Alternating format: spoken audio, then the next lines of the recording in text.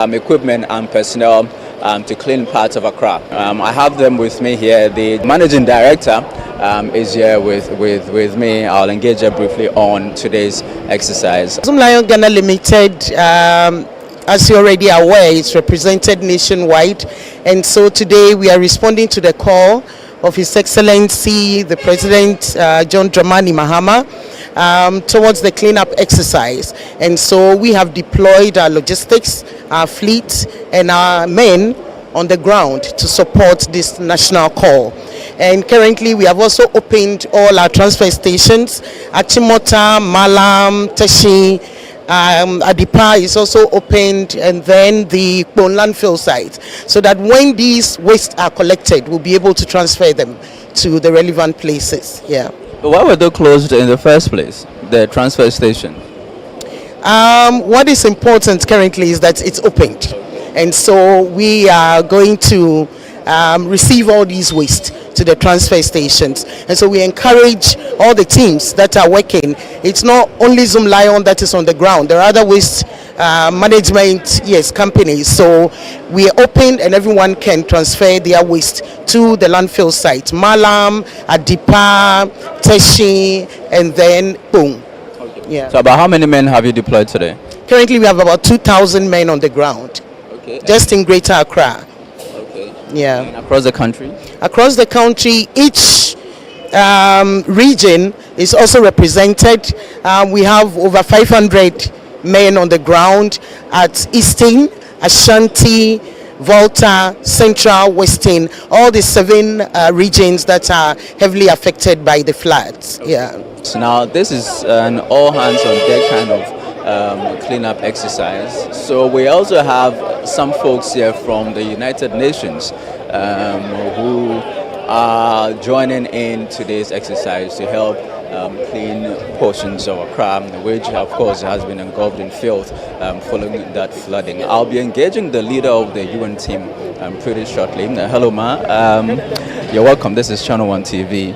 This is Channel One TV. Thank you. What's your name, please? I'm Dr. Fiona Braka. I'm the acting United Nations resident coordinator, but also the country director for World Health Organization.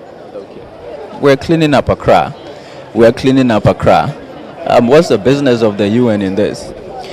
We as the United Nations are here in full support of the government, and we work in a number of areas, but specifically the reason we are here today is to stand in solidarity with the government of Ghana. We were all affected by the recent flood situation that caused quite a huge devastation, and that resulted in a lot of destruction of property, of homes, but we also have seen that there is need to clean up after that event, and that's why we are here. His Excellency the President has commissioned this 2-day national cleanup exercise, and as a UN in Ghana we felt we needed to come out as well and stand with the government. So that's why we are here. We also promote clean environments, and it's part of the work that we do. It is also part of good, healthy living to have a clean environment.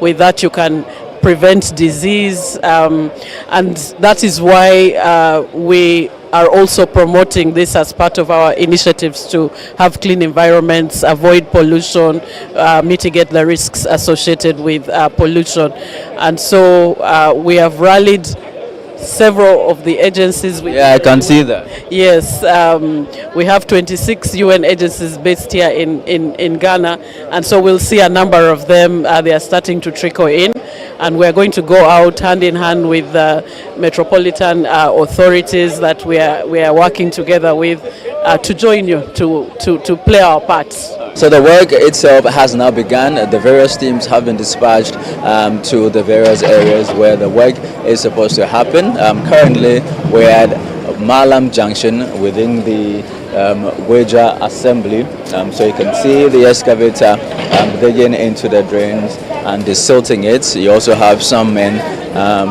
doing some work in the gutters. And then there are also other people clearing the weeds along the drains, and you have the women doing the sweeping. Now, our coverage of this national cleanup exercise has brought us to Kokroko within the Wejagbawe municipality. I've seen something here that I believe should be brought to the attention of authorities. So there's a public toilet at the Kokroko Park. It's supposed to be a lorry station. Now, the septic tank for that public toilet is in a terrible state currently. You have sewage from the tank seeping from the tank into the drains within the community. Now, that's a terrible thing to see. I'm sure the residents will have a thing or two to say about it. Let's engage them on it. Hello, sir. What's your name? Ifeanyi. Okay. Here for you. How long have you lived here? I've been here for almost 10 years. Almost 10 years now, yeah. Okay. Your community has joined in the cleanup exercise. I can see some of the residents desilting the gutters and that. Good job. You yourself, you've been involved in it. But I've noticed that the septic tank for the public toilet, first of all, the public toilet, how long has it been here? Okay, the public toilet has been here, I can't really tell the exact year, but I think it will be around 15 years plus. Okay. I think so, yes. The septic tank is, sewage from it is seeping into the gutter. Have you noticed it? Yeah, we've noticed it, and then we've sent complaints, a lot of complaints to the district. And even, I think last year, the MC was around, and then they came to check. Apart from the MC, the assemblyman also, because we have a group chat for the landlords around within the community. And then I did the video, and I sent on the group chat. So the assemblyman knows about it, the MC also knows about it, but still nothing has been done. And even this morning, I was directed to see one man who they say is in charge of the public toilet. I went to him and I brought him here to see it, and then he said he's aware of it, and they said they'll work on it. Earlier, before you guys came to, I think one of the officers, the security officers who were going around to check if the work has been going on, they also saw it, and then they dropped attention of two of the EMA officials, and they also called the man I was talking about. They called him and brought him, and he told them by next week Monday everything will be done. So we don't believe that by next week Monday work will be done. I'm not sure, because this bin has been there for more than 2 years now. More than 2 years? Yeah, I have videos of some of, the situation. I have videos. It's been there for more than 2 years, and that has been done. So what shows that today that they call you, and then next week, you say next week Monday to be done? I'm not sure. So for 2 years you've been complaining about it. Yes. They've left it to deteriorate to this state. Sometimes it gets worse. Sometimes it gets worse. And there's another pipe down there too. There's another pipe there. So I think this side and this side is the same from the same tank. So I don't know. I mean, the health implications of this, who knows? It's very bad, boss. It's very bad. Sometimes you be in the room. I'm up there. I'm in the up there. My apartment's up there. It's so bad. Sometimes I'll even be in the room, and I can still smell it. It's very, very bad. People around have been complaining, and sometimes if you complain, they will tell you their party is on power. So yeah, the stench is terrible. Yes. I mean, have you thought about mobilizing your people? Stage a public protest or something at the assembly so that they will try to engage one or two people like those working right now. I try to engage them, but you see, sometimes because of these political things, if you come out like this, like you said, engage to protest or something, if you come out, they will tag you as, if you are yeah. Meanwhile, it's not like that. We all want the best for the community, and what's going on, it can create a lot of sicknesses, and especially this rainy season, cholera and malaria. But our hands are tight. We'll now go to the Municipal Assembly. Member of Parliament for Wejagbawe, the Honourable Jerry Ahmed Shaib, is heavily involved together with the MCE. Let's go and get a word from them. Raised this in Parliament, so this is very important to you. Now that we're doing it today, how do you assess the situation? I think it's very important we are doing it because, as you can see, there is garbage all over the place, and fortunately, some of the people who have been affected by the flood have also come on board to help. We have the police force that are also here. I think there are about 60 men and women. The MC and his team, with the assembly members and then the unit committee members, are all here to help. The most important point is that we need to deal with this now before it rains again. Because if it does, then you know what is going to happen. Most of them are just going to push the garbage into the drains again. They are going to choke, and there will be more flooding, and there is a real likelihood of another disaster. So I think it's a call in the right direction, and we need to ensure that each and every person who has also been affected by the flood, I'm sure if you followed some of them, they are still distraught. They have nothing to wear. They have no food, and they are complaining. So it's also the right step to say that we are releasing some funds, but also to ensure that the funds will go to the right people. So for us, this is the call, that let us clear the garbage after the rains, after the flood. Let us ensure that the drains are desilted and dredged. Let us ensure that we construct storm drains that would collect this water, especially in Wejagba. Well, we're now in Kaswa Galilea. Now, on my right, you have workers from Zoom Lion clearing the median. We're still on the Weja Kaswa Highway. And then on my left, you have some residents also getting their hands dirty, desilting the drains here within the community. Do you live here? Yes, around. You live around? Yes, but I work here. Okay, you work? Yes, please. I saw you in the gutter. I was impressed. What is the motivation? Oh, thank you. As a citizen, I'm not supposed to wait for even the president to say it before we do it, but that's what we did. So we are trying to make our corrections. So that's what I'm doing. We received a letter from the Gas South that there's a general cleanup, so I had to organize them so that we will help in cleaning our places. So you've closed your shops and today you are in the gutter? Really, yes, we are. We are trying to do what men can do, so we are putting in the efforts. Did you get any equipment from the assembly, or the equipment you are using there your own We equipment? started with our own, but later on they brought us wheelbarrows, shovels and etc. So they brought us souvenirs to use. But next time we will seek for the rubber boots. That will really help. As you can see, The Wellington boots, yeah. we are with normal slippers in the gutter, which is not. And nose mask and all of that, yeah. So next time, if they can add that to the list, we really appreciate it. Well, that will be all for this edition of the Channel One News Project. I'm Charles Osukumi. Many thanks to you for your company.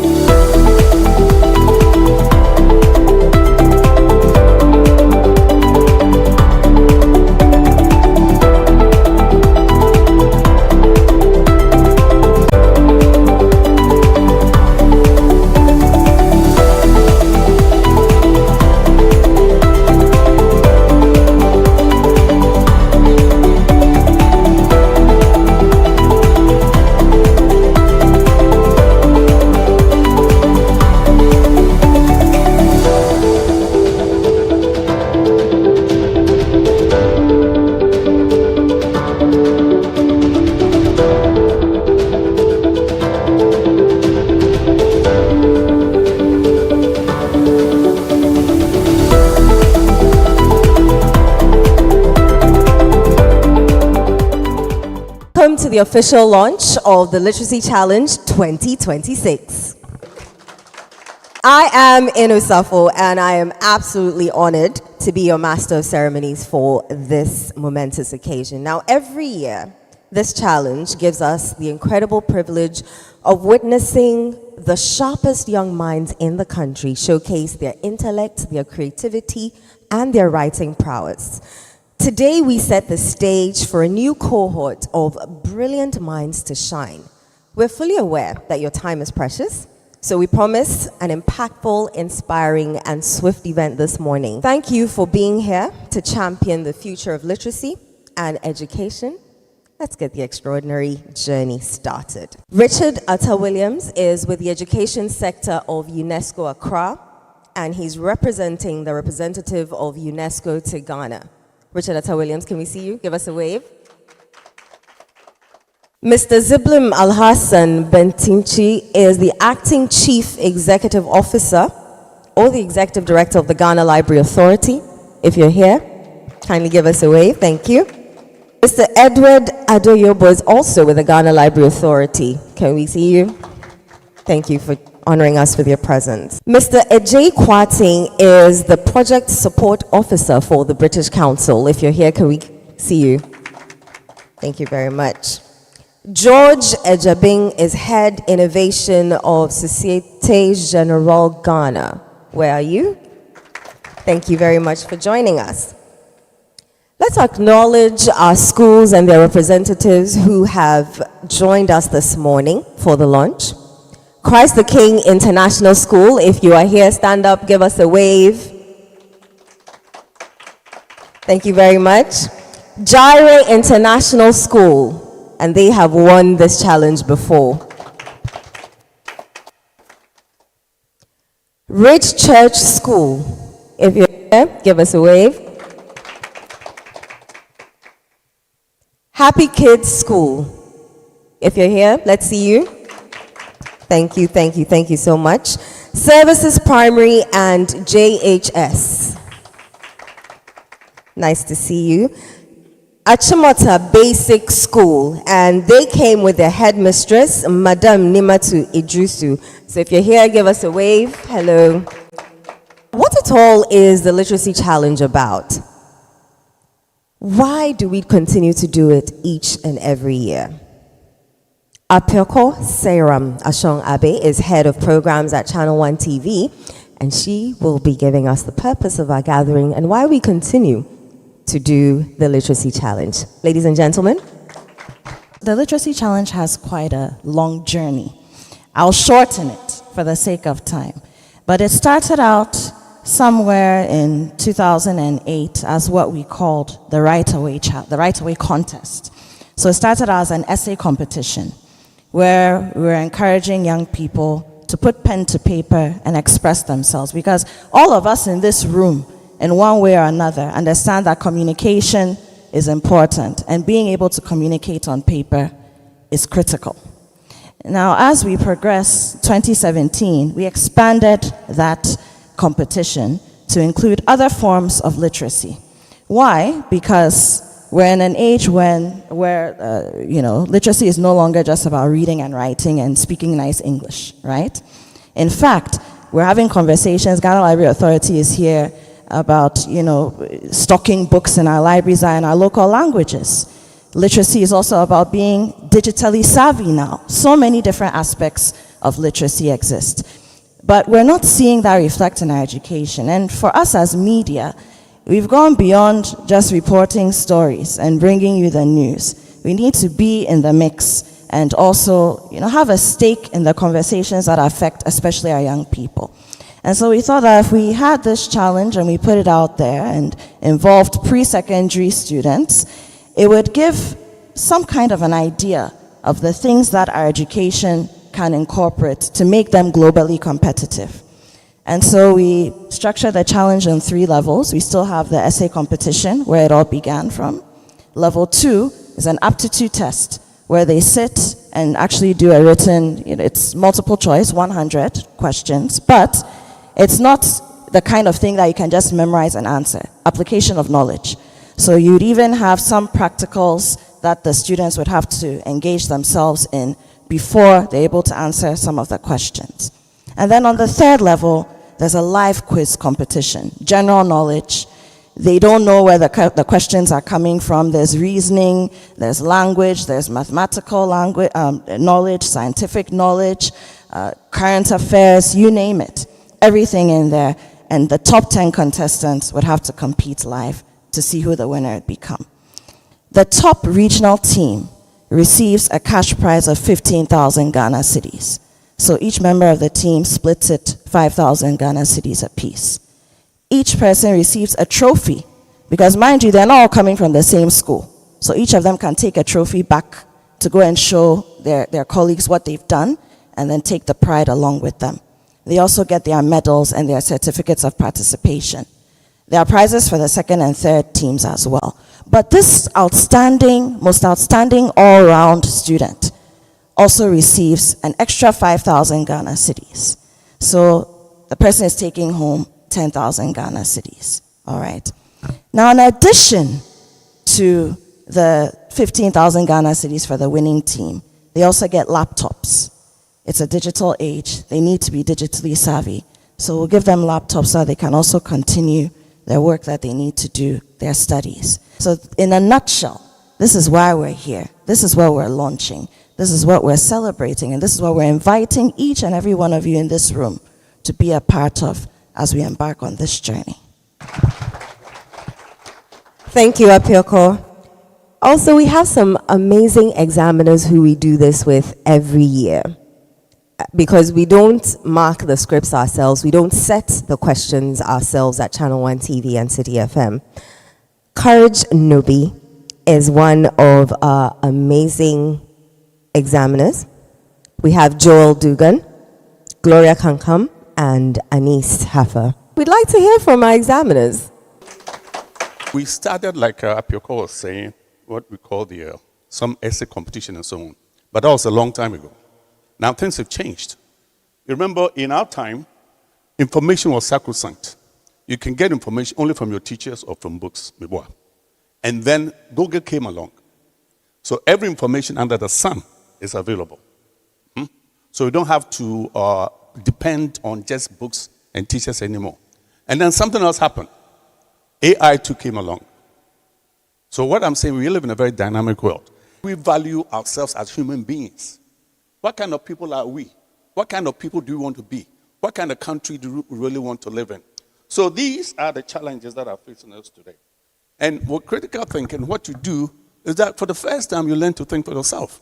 We also have some messages from some of our special guests, and the first is from Mr. Ziblim Al-Hassan Bentichi. He's the Acting Chief Executive Officer or the Executive Director of the Ghana Library Authority. Give him a warm round of applause. Thank you very much, my lady, for this opportunity. I think you deserve a round of applause for this. I also want to congratulate you for making this activity a nationwide one. So for us at the Ghana Library Authority, we want to congratulate you and assure you of our support. And to, I don't know the plan you have for your national activities from the regions to Accra. We want to make available to you our library spaces across the country to help you organize these programs at the regional, district, and then community level, so that you have a very conducive, a very safe, and a literacy environment to do this activity and have the best of outcome. All right. Our second speaker, Mr. Ejay Kwate, is a project support officer from the British Council. Ladies and gentlemen, a round of applause. On behalf of the British Council, I wish to express our sincere solidarity and support for this important initiative. We are pleased to associate ourselves with efforts that strengthen literacy, as it remains a fundamental driver of educational advancement, social